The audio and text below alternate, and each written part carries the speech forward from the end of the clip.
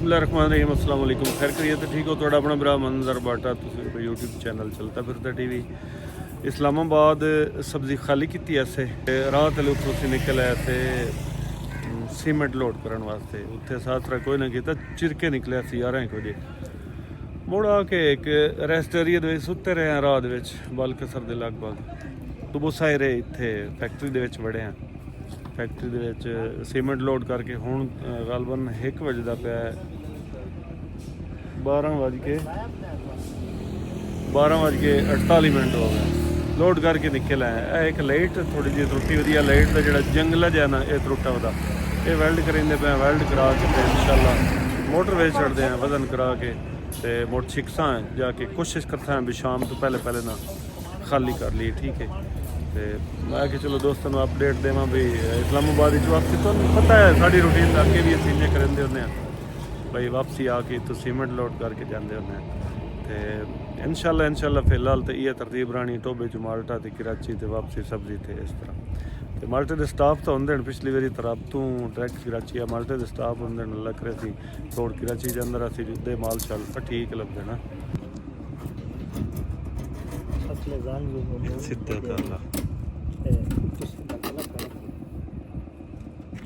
चाले रख लाइट का मसला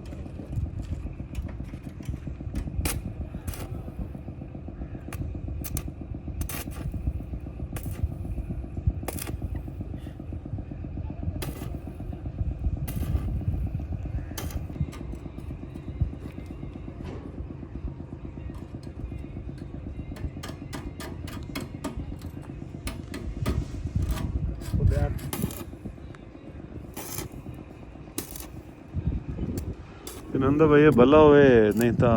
ये छोटा मोटा जो टुच टांके वाला काम होंगे ना ये जो व्डे वैल्डर होंगे वो तो नपते ही नहीं आते भी टाइम कोई नहीं साढ़े को नंदा भला होए जो करके देंगे पे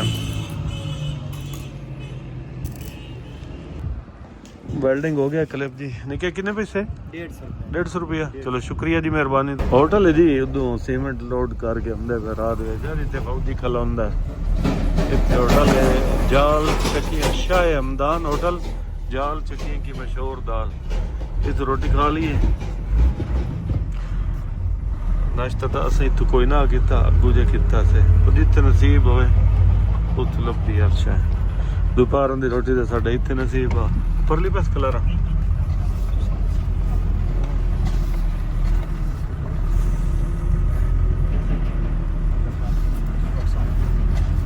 कलर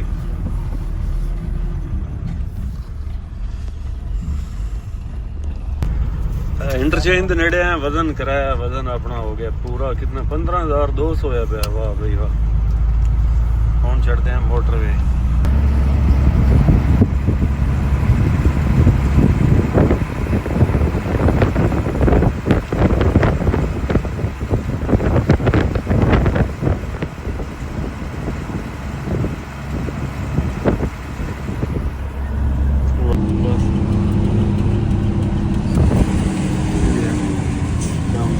साजी की हाल है 1 मिनट भाई और साजी कह रहे ठीक हो खुश